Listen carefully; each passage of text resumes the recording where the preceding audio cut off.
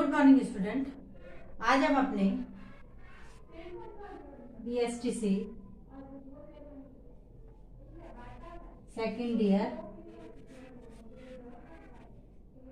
सामाजिक विज्ञान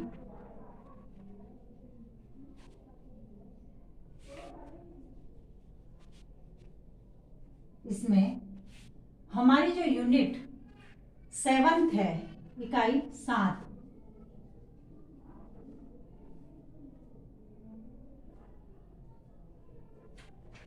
इसमें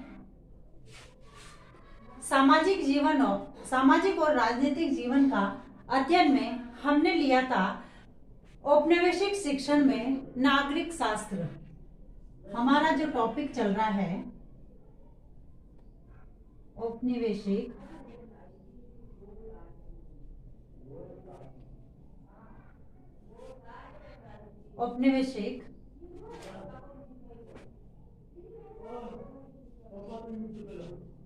शिक्षण में नागरिक शास्त्र। इसमें हमने नागरिक शास्त्र का अर्थ, उसकी अवधारणा और उसकी विशेषता के बारे में अध्ययन किया था। अब है नागरिक शास्त्र के क्षेत्र। आज हम क्या करेंगे? नागरिक शास्त्र के क्षेत्र के बारे में अध्ययन करेंगे। यानी नागरिक शास्त्र के अध्ययन से तात्पर्य है कि नागरिक शास्त्र के अंतर्गत किन किन का अध्ययन किया जाता है। क्षेत्र से आशय है हम किन किन क्षेत्रों का अध्ययन नागरिक शास्त्र में कर सकते हैं। इसमें सबसे पहले है व्यक्तिगत जीवन का अध्ययन। सबसे पहले हम कौन से क्षेत्र का अध्ययन करेंगे? व्यक्तिगत जीवन का अध्ययन। इसमें जैसे परिवार है, समाज है, व्यक्ति की जो व्यक्तिगत जीवन से आधारित अध्ययन करेंगे। अब व्यक्ति समाज है, उसका परिवार है, राज्य है, संस्था है, इसके निर्माण में व्यक्ति की महत्वपूर्ण भूमिका रहती है, क्योंकि व्यक्ति ही परिवार बनाता है, परिवार से समाज बनता है, समाज से फिर राज्य और संस्थाएं का निर्माण होता है। तो अतः नागरिक शास्त्र नगर राज्य देश से पूर्व व्यक्ति का अध्ययन करता है। यानी इन सब का अध्ययन करने से पहले व्यक्ति का अध्ययन करता है, क्योंकि इन सब का आधार ही व्यक्ति है। जब तक व्यक्ति नहीं होगा, नगर राज्य देश इनका निर्माण नहीं होगा। इसलिए व्यक्तियों के जीवन का अध्ययन करने का विज्ञान इसे कहा जाता है। किसको? नागरिक शास्त्र को व्यक्ति के जीवन का अध्ययन करने वाला विज्ञान कहा जाता है। फिर है समाज व सामाजिक जीवन का अध्ययन। दूसरा है समाज व सामाजिक जीवन का अध्ययन। अब जो दूसरा क्षेत्र है समाज, और क्योंकि व्यक्ति समाज में रहता है और समाज में रहकर अपनी जो है आवश्यकता की पूर्ति करता है, इसलिए दूसरा जो क्षेत्र है इसका समाज व सामाजिक जीवन का अध्ययन इसके अंतर्गत किया जाता है। क्योंकि व्यक्ति व समाज एक दूसरे के पूरक माने गए। समाज के बिना व्यक्ति नहीं है और व्यक्ति के बिना समाज का निर्माण नहीं किया जा सकता, और एक दूसरे से संबंधित भी है, क्योंकि पूरक है और एक दूसरे से संबंध भी रखते हैं। वे सभी सामाजिक संस्थाएं एवं एजेंसियां जिसका प्रभाव व्यक्ति और उसके सामाजिक नागरिक जीवन पर पड़ता है, ये सभी क्षेत्र नागरिक क्षेत्र के अध्ययन के अंतर्गत आते हैं। यानी दूसरा जो है वह नागरिक शास्त्र का क्षेत्र कौन सा है? समाज व सामाजिक जीवन का अध्ययन।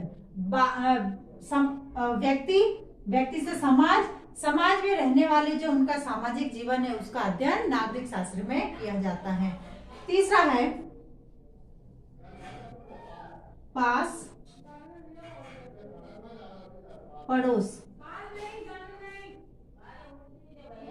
पड़ोस का अध्ययन। तीसरा जो क्षेत्र है, हमारे जो आसपास जो व्यक्ति हैं, जो पड़ोसी है, उन पड़ोसियों का अध्ययन इसके अंतर्गत किया जाता है, क्योंकि नागरिक शास्त्र जो है एक आदर्श पड़ोसी की शिक्षा देता है। यह व्यवहार, सहायता, पड़ोसी के प्रति हमारा जो व्यवहार है, अच्छा व्यवहार है, सद्व्यवहार है, उसमें सहयोग और स्नेह की शिक्षा देता है। इसके माध्यम से एक आदर्श पड़ोसी की भूमिका का अध्ययन किया जा सकता है कि हम एक आदर्श पड़ोसी कैसे बन सकता है। फिर समाज के वर्तमान स्वरूप का अध्ययन।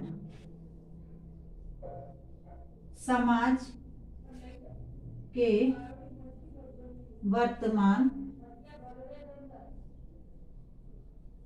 स्वरूप का अध्ययन, यानी समाज का जो वर्तमान स्वरूप है उसका अध्ययन नागरिक शास्त्र के अंतर्गत किया जाता है। नागरिक शास्त्र के वर्तमान स्वरूप का भी अध्ययन करता है और वर्तमान परिस्थितियों के अनुसार संस्थाओं का निरीक्षण कर अपने परिणाम स्थिर करता है, जो परंपराओं का निर्माण करते हैं तथा इन परंपराओं के निर्माण में समाज के अंदर किसी व्यक्ति इस प्रकार के समाज विरोधी या अवांछित कार्य पर रोक लगती है।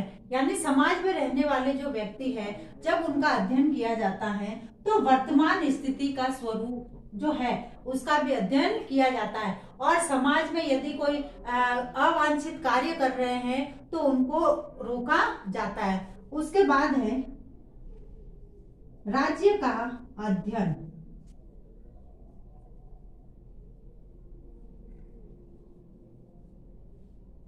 अब जो है इसके अंतर्गत प्रत्येक नागरिक को राज्य एवं उससे संबंधित संस्थाओं का अध्ययन करना जरूरी होता है, अनिवार्य होता है। इसके अंतर्गत राज्य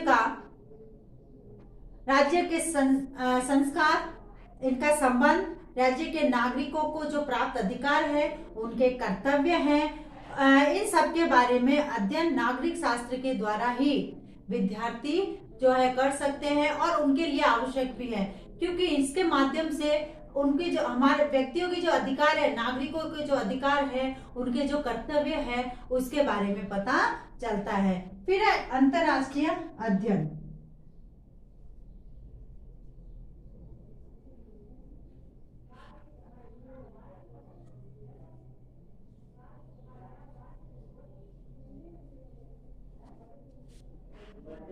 अब जो है नेक्स्ट है वह अंतरराष्ट्रीय अध्ययन सिखाता है। यानी आज जो हमारा युग है वह वैज्ञानिक युग, तकनीकी विकास के कारण जो है दूरी कम होती जा रही है, क्योंकि वर्तमान समय में वैज्ञानिक युग है तथा आज टेक्नोलॉजी और तकनीकी विकास इतना हो गया है कि हमारे जो राज्य है, देश है, इनकी दूरियां कम हो गई है।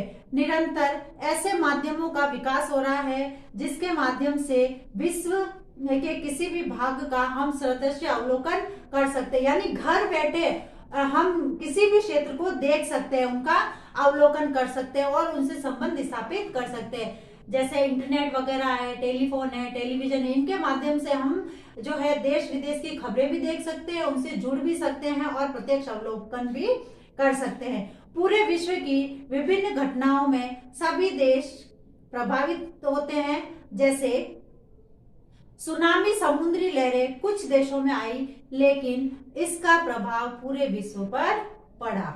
सही है। अभी जो वर्तमान में ये जो तूफान आ रहा है, चक्रवाती तूफान से जो उठा हुआ है तूफान, ये तूफान आ रहा है, इसका असर पूरे देश पर पड़ा और राजस्थान के कई ऐसे राज्य हैं जो इनसे प्रभावित हुए हैं, और इसकी खबर हमें टेक्नोलॉजी के माध्यम से, टीवी के माध्यम से, मीडिया के माध्यम से पता चला। और जैसे इराक युद्ध, अफगान युद्ध, गुजरात का भूकंप, कश्मीर में आतंकवादी जो हमले होते हैं, ये सब इनके बारे में हमें टेक्नोलॉजी के माध्यम से पता चलता है। अतः इनका संबंध एक दूसरे से है, उसका रूप चाहे प्रत्यक्ष हो या अप्रत्यक्ष हो। विश्व प्रत्येक देश में किसी न किसी दृष्टि से एक दूसरे पर आश्रित है, उसकी आवश्यकताओं की पूर्ति भी करता है। इसलिए ये आपस में एक दूसरे से जुड़े हुए हैं और नागरिक शास्त्र जो है हमें अंतर्राष्ट्रीय अध्ययन करने की प्रेरणा देता है। उसके बाद है भूत, भविष्य एवं वर्तमान का अध्ययन। भूत, भविष्य एवं वर्तमान, यानी नागरिक शास्त्र जो है हमें भूत, भविष्य और वर्तमान में जो घटनाएं घटती है उसका अध्ययन करवाती है। जैसे भूतकाल की बहुत सी घटनाएं हमारे लिए आदर्श है, जैसे महात्मा गांधी का दक्षिण अफ्रीका में जो रंग भेद का विरोध किया था, वह हमें इसके माध्यम से, जैसे भूतकाल में ये घटना हुई तो हमें इसके माध्यम से पता चलता है। भविष्य में घटनाओं की रोकथाम भी हमें वर्तमान की घटनाओं का विश्लेषण करके ही कर सकते हैं। डॉक्टर MS हाइट कहते हैं, नागरिक शास्त्र मानव ज्ञान की उपयोगी शाखा है जो प्राय प्रत्येक ऐसे पक्ष जो सामाजिक, बौद्धिक, आर्थिक, राजनीतिक एवं धार्मिक पक्षों का विवेचन करता है और हमें बताता है, जिसका संबंध नागरिकों के भूत, वर्तमान और भविष्य एवं स्थानीय, राष्ट्रीय, मानवीय क्षेत्र से है। इस प्रकार हम इसे समझ सकते हैं कि नागरिक शास्त्र के अध्ययन के जो क्षेत्र हैं वह है व्यक्ति, परिवार,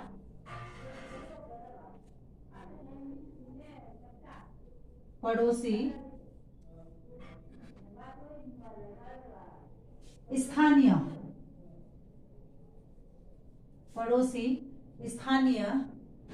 जिला, राज्य, देश और फिर विश्व। इस तरीके से हम इनका अध्ययन करते हैं। इस प्रकार नागरिक शास्त्र का जो अध्ययन क्षेत्र है वह विस्तार में व्यक्ति से लेकर विश्व तक सीमित है, यानी व्यक्ति से लेकर विश्व तक इसका क्षेत्र सीमित है। व्यक्ति का अध्ययन करते हैं, परिवार का करते हैं, पड़ोसी का करते हैं, स्थानीय जो है स्थानीय क्षेत्र उसका करते हैं, फिर जिला, राज्य, देश और फिर विश्व का करते हैं। तो इस प्रकार से नागरिक शास्त्र के क्षेत्र बताए हैं। अब है आज का गृह कार्य।